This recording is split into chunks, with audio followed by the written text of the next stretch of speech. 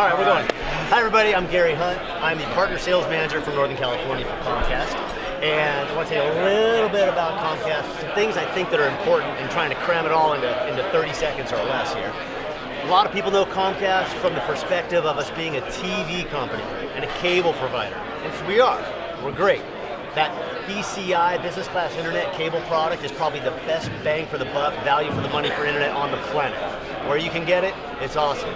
What not a lot of people know is that we have the nation's largest fiber optic network. We have more route miles of fiber in the ground than any other carrier.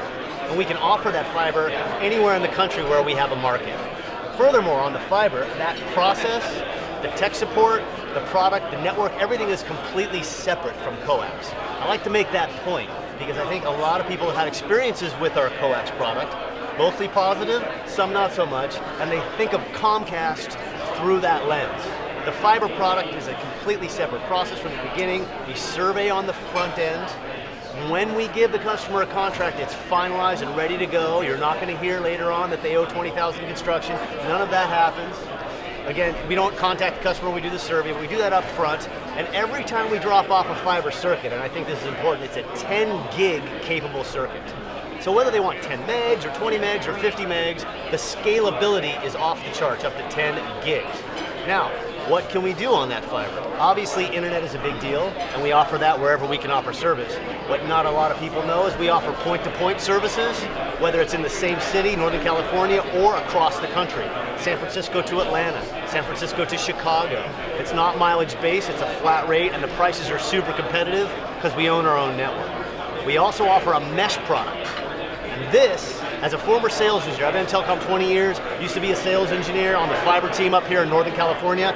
I've watched so many IT managers' eyes light up when they have MPLS, and they got 20 locations, and they got bonded T1s everywhere. They're spending $1,500 a month on for 4.5 megs, and I go, I can give you 50 megs for $1,000 a month, or less.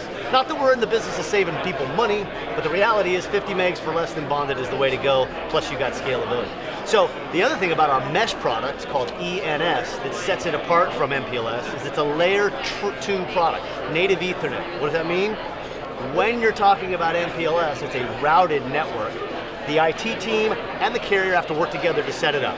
Not a big deal, it happens all the time and it works fine. But imagine if you didn't, as a company, have to interface with the carrier, Comcast, to set up your national network. You got DC, Atlanta, Chicago, Houston, San Francisco. I put a switch everywhere, I give you the bandwidth, and you do what you want to do. Any routing protocols, any VLAN tags, class of service markings, you run it all through the network, you don't have to talk to us. So it's a simpler network, it flattens your LAN. And I bring this up in this little elevator pitch part because, again, not everybody knows we can do that across the country. The case studies that I want to talk about are specifically credit unions. I got 3 of them that I've worked with recently. Travis Credit, Provident Credit Union, and Bay Federal Credit Union. All of them have 15 to 25 locations. All of them had existing MPLS networks. We walked in there and presented exactly what I just said to you. Hey, we're going to put a big pipe at headquarters, got a gig circuit here, 50 megs everywhere else. We'll put a primary internet drain at one location, a secondary at another. It was really important for them to have backup. So because Comcast owns the first and last mile, and we don't share any infrastructure, when you have Comcast for internet and another carrier for internet, you really have true redundancy because you've got the LEC and us. You wouldn't believe how many customers I talk to that say, oh, you know, I don't need redundancy. I've already got AT&T and Telepacific, or AT&T and XO, or AT&T and Windstream. It's like, okay, so you have AT&T and AT&T, or CenturyLink, whatever. So that's really what we offered to these credit unions, and again, gave them more bandwidth, saved them a little bit of money, which just happened to be a side benefit, and gave them what they wanted. So that's kind of the key thing as far as my, not only what we do, but the case studies I wanted to bring up. I don't know how much time I have left, but open it up to questions. So your footprint, your ability to be able to provide services to all those different credit unions, I mean, obviously... It's a great question, yeah.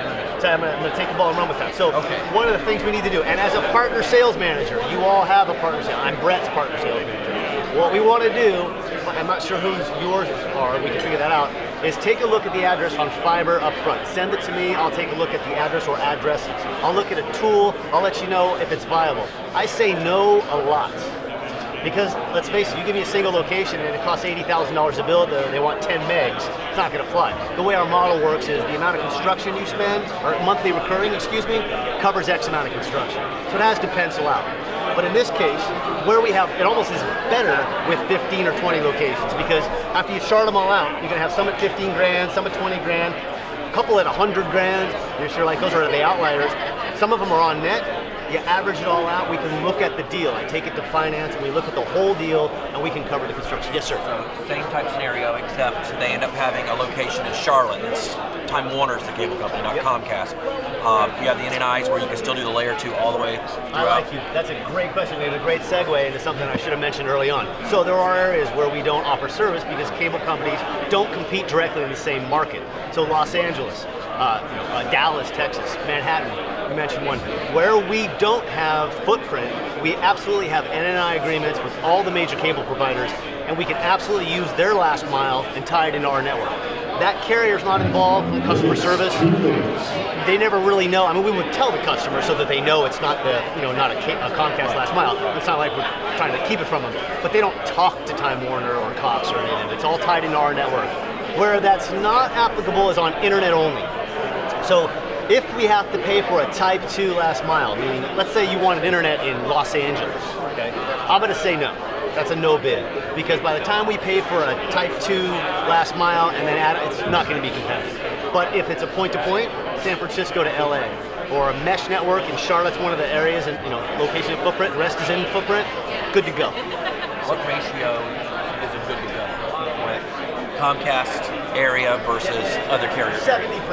70%, That's a good 70-30 is a good one? 70-30, yeah. Anything 70-30 or better? Yeah. I mean, but hey, I'm not saying I wouldn't look at it. Put it this way, what if it was 50-50? But the 50, the ones that are in footprint are all lit. All right, well now, then I'll look at that, right? Because but if the 50% that's in footprint all have really high build costs, it's going to be tough to make that work.